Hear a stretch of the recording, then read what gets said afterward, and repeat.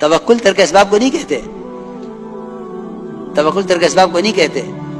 तवक्कुल कहते हैं अल्लाह की ज़ात आली के साथ अपनी उम्मीदों को ऐसा वाबस्ता कर लेना कि असबाब की कोई हैसियत, इनसे कोई उम्मीद दिल के किसी गोशे में बाकी न रहे।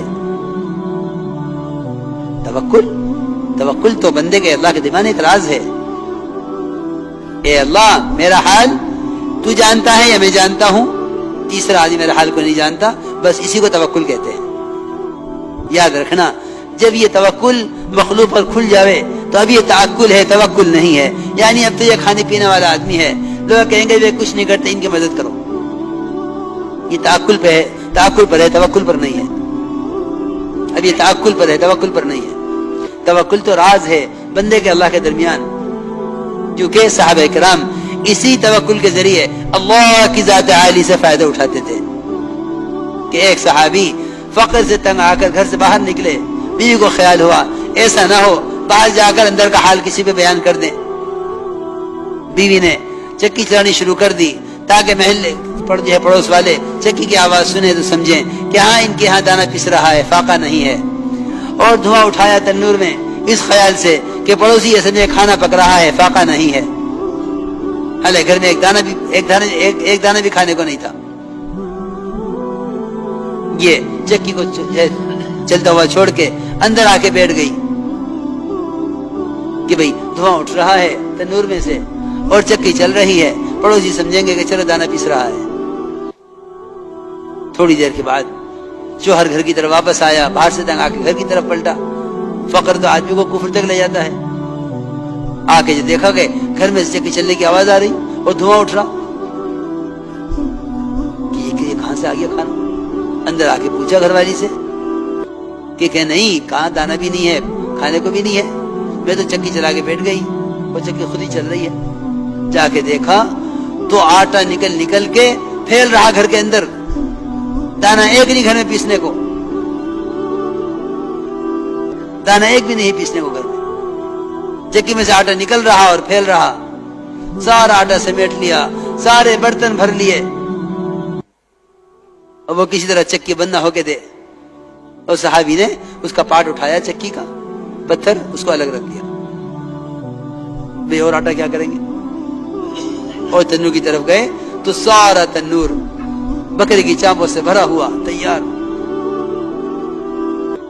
सुबह को आके अर्ज किया गया, या रसूलल्लाह, रात तो ये हुआ है, आपने फरमाया कि अगर इस चक्की को चलने देते तो कयामत तक इसी तरह चलती रहती, आटा निकलता रहता। हाँ, बस सुभान अल्लाह लोग कहते हैं ना, मैं आपको बताता। ये यूं कहते हैं कि हाँ, वो सहाबी थे, हम सहाबी नहीं हैं। अल्लाह के साथ यही बदगुमानी है, अल्लाह के साथ यही बदगुमानी है कि अल्लाह जो सहाबा के साथ कर चुके वह हमारे साथ नहीं करेंगे। अरे खुदा की कसम, कहीं ये बात नहीं है। अल्लाह वही है, वादे वही हैं, आमाल वही हैं, उम्मत वही है। कोई एक चीज भी तो बदली हुई नहीं है, एक चीज भी तो बदली हुई नहीं है। अल्लाह वही, आमाल वही, वादे वही, उम्मत वही। सिर्फ बात इतनी है कि असबाब ने अल्लाह से बदगुमान कर दिया है। असबाब ने अल्लाह से बदगुमान कर दिया।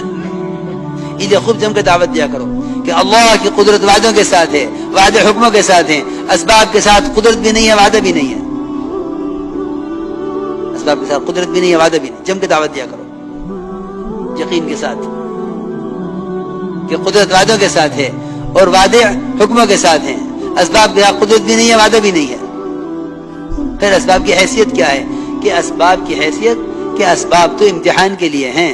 हम ये देखना चाहते हैं कि जो कुछ होता है उसे असबाब की तरफ मंसूब करते हो, हमारी तरफ मंसूब करते हो।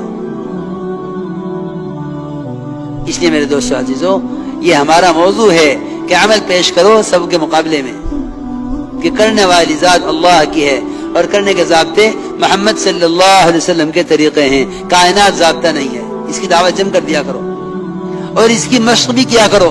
सिर्फ दावत नहीं है, दावत के साथ मश्क भी है। कि क्या मश्क है? देखो, जैसे कोई हाजिर पेश आवे ना, सबसे पहले नमाज की तरफ कदम उठाओ।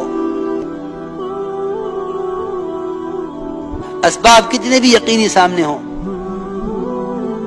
نماز کی طرف پہلے قدم اٹھاؤ، کہ حضور اکرم صلی اللہ علیہ وسلم نے اپنے صحابہ کا یہی مزاج بنایا تھا،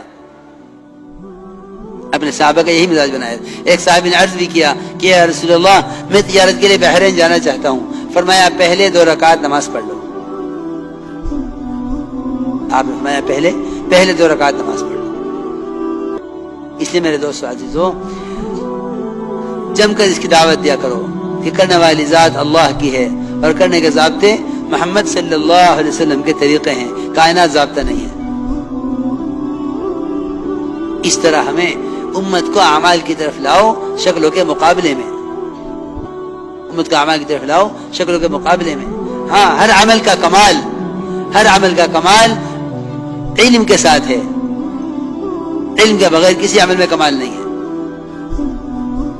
2 ہی چیزیں ہیں عمل کے ساتھ، ایک ایمان اور ایک علم۔ ہر عمل کے ساتھ 2 چیزیں لگی ہوئی ہیں، ایمان اور علم۔ ایمان کے اندر تو اخلاص اور احتساب دونوں چیزیں ہیں، اور علم کہ علم عمل کا طریقہ بتلاوے گا، علم عمل کا طریقہ بتاوے گا۔ یہ میرے دوستو عزیزو، ہمیں دعوت سے جس طرح کلمہ کا اخلاص مطلوب ہے کہ وہ حرام سے روک دینے والا ہے، اس طرح دعوت سے نماز کا اخلاص مطلوب ہے کہ یہ منکر سے روک دینے والا ہے، اسی طرح علم سے علم کا اخلاص بھی مطلوب ہے کہ علم، اللہ اکبر، کہ علم تو اللہ کی خشیت کے ساتھ ہے، کیونکہ حدیث میں آتا ہے کہ علم بھی 2 قسم کا ہے، علم بھی 2 قسم کا ہے، زبان کا اور دل کا،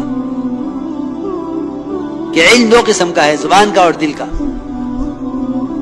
کہ زبان کا علم، حدیث میں آتا ہے العلم علمان، علم فی القلب فذاک علم نافع، وعلم علی اللسان فذاک حجت اللہ علی ابن آدم۔ کہ علم 2 قسم کا ہے، زبان کا اور دل کا۔ کہ زبان کا علم یہ تو انسانی خلاف مصیبت بنے گا، قیامت میں اس کی پکڑ کا ذریعہ بنے گا۔ دیکھو میری بات یاد رکھو،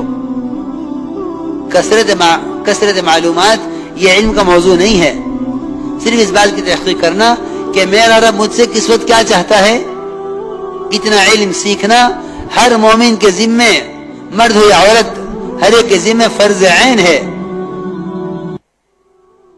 ہر ایک کے ذمہ فرض عین ہے اتنا علم حاصل کرنا کہ میرا رب مجھ سے محمد صلی اللہ علیہ وسلم کے طریقے پر کیا چاہتا ہے۔ اس لیے میرے دوستو عزیزو، ہمیں دعوت سے علم کا بھی اخلاص چاہیے، کہ میں نے عرض کیا کہ علم کے الفاظ بھی ہیں، علم کا اخلاص بھی ہے۔ اللہ نے حصر کے ساتھ فرمایا قرآن میں انما یخشی اللہ من عبادہ العلماء، کہ اللہ کے بندوں میں سے اللہ سے ڈرنے والے صرف علماء ہیں۔